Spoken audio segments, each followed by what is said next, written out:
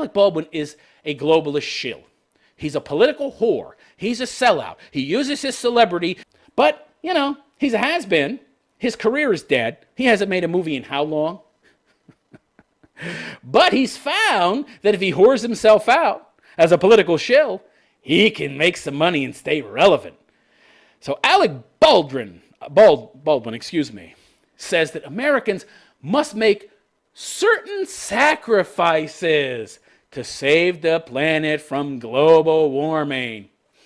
That's exactly what I was talking about. They want you to sacrifice your freedom as well as your security. You'll have neither. Now, you'll sacrifice your freedom in the hopes that you'll have more security, more safety, but you won't get either, nor will you deserve either. So Baldwin, who was speaking on Tuesday at the UN headquarters, did not specify what those sacrifices might be.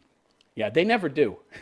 They never do. You just need to make them. You just need to make some sacrifices. I don't want to die. I don't want New York to be covered in ice and frost and gigantic tsunami waves to engulf half the country. Yeah, we need to make some sacrifices. Okay, we might have authoritarianism, but it's better than being dead. You think so, huh?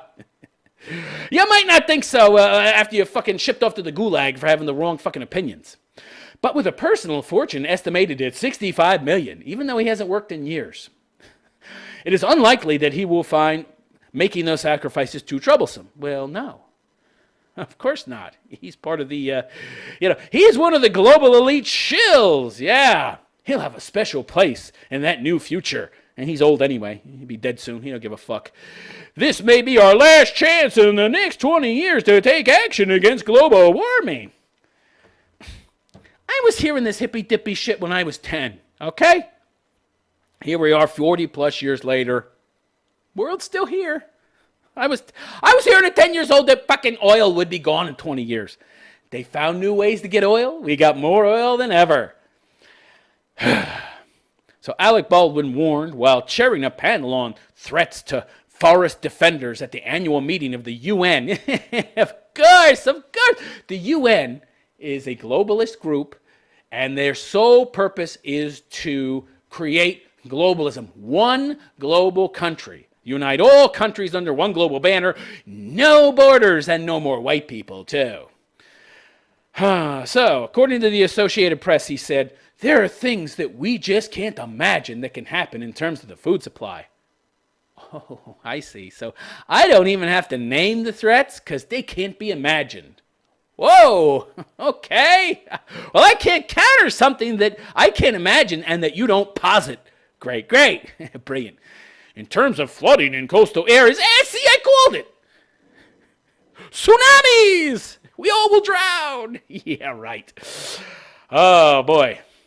The time is now to make certain sacrifices, but I won't name what they are because if I name what they are, you might have a problem with them.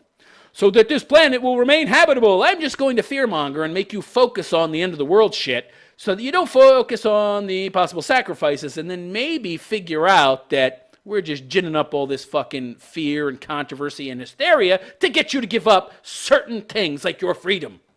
Yeah. I don't want to tell you what those sacrifices are. If I tell you what those sacrifices are, you might realize that the whole global warming thing is bullshit. Baldwin said that his passion for preserving the planet had been sparked by meeting indigenous peoples at the 2015 UN Climate Conference in Paris. Indigenous people, whatever that means, he said, understand better. By the way, the only indigenous people are fucking Africans. All right? They're the only ones. Everybody else spread out and populated new areas. Native Americans are not indigenous to America. They crossed on a land bridge 15 to 40,000 years ago between Alaska and Asia, the Asian continent, an ice land bridge that disappeared eventually when the Earth warmed up again. Because the sun, it's not static, the amount of energy it puts out. So after the last ice age ended, they were stuck in America, which means, hello, they're not indigenous to America. Give me a break with this indigenous people bullshit. So he said indigenous people understanding better than anyone else the places where they live. What? This is more of this hocus pocus shamanism spirit bullshit totem pole nonsense. Ho, ho, ho! They pray to the great bear and the great eagle. They understand the land better than anybody. What a bunch of crap. This is why he claimed those in power want to get rid of them by whatever means necessary. Really? Is that why when that little Nathan Phillips guy banged that drum in front of the white kid's face, everybody attacked the white kid and automatically assumed he was guilty and took the side of the little Native American? Is that why? Whatever the merits of this case about the plight of indigenous people, Baldwin is surely stretching the truth when he claims that his Paris encounter with indigenous peoples was what fired his passion for environmentalism. Yeah, what fired his passion was moolah, money, and lots of it. Because again, $65 million fortune, and that's the money we know about, even though he hasn't worked in ages. What was the last movie this fucking guy made? A decade ago? What was it? Was it that fucking Shadow movie? Which wasn't very good. I liked it, but it wasn't a very good movie, to be honest. He hasn't made a good movie in 20 years. Yeah, he's got $65 million bucks? Come on. Really? Okay. So, anyway, it is, after all, a matter of public record that Baldwin has campaigned for leftist causes most of his adult life. Yeah. He's pretty much a second-rate celebrity at best, more like C or D list, kind of like Kathy Griffin. But amazingly, these two people, both of them, have gobs of cash, even though they haven't worked seriously in ages. I wonder how they have so much money.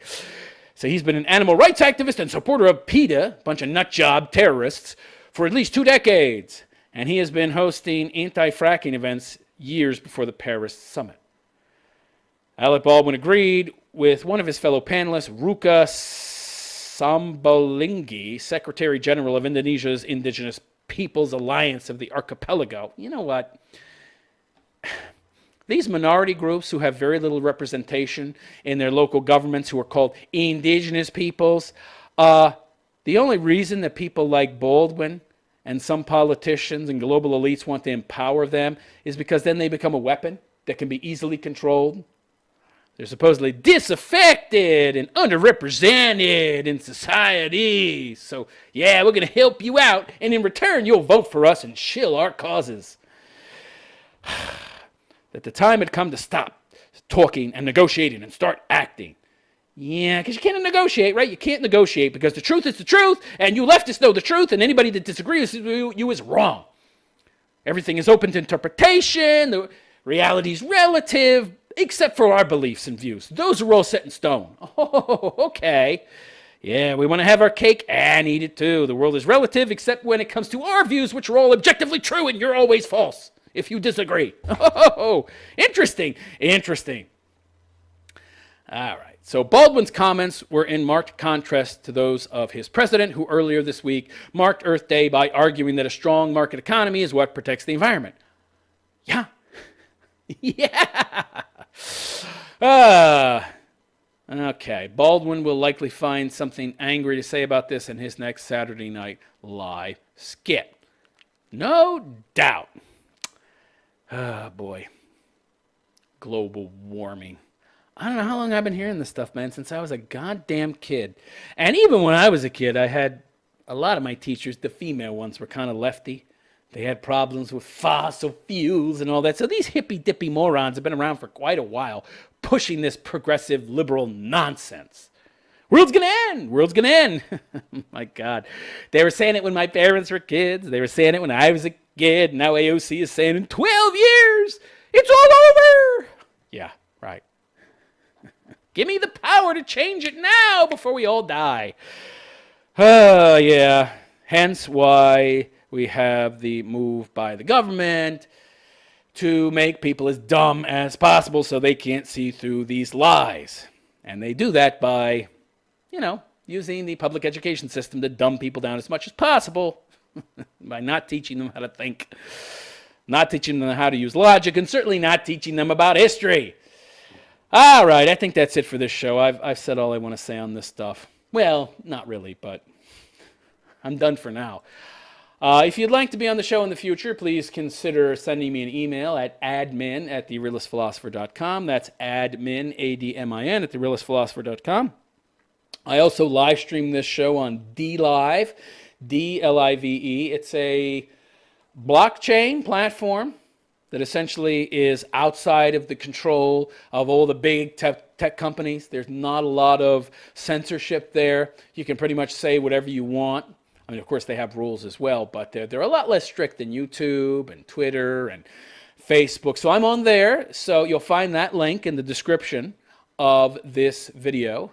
So go to that link and sign up for DLive. I know that PewDiePie is there now, and he does all his live streaming only on DLive. So hopefully if enough people go there and join, they can become viable competition for YouTube. And also consider donating to my live stream and donating to my channel. I don't get any monetization from YouTube. You can do that by visiting my website, therealistphilosopher.com/donate. That's therealistphilosopher.com/donate. And also, I'm all over social media. All over social media. You can find me on Facebook, Twitter, Gab, and Instagram. All the links are on the bottom of the screen. And that's it.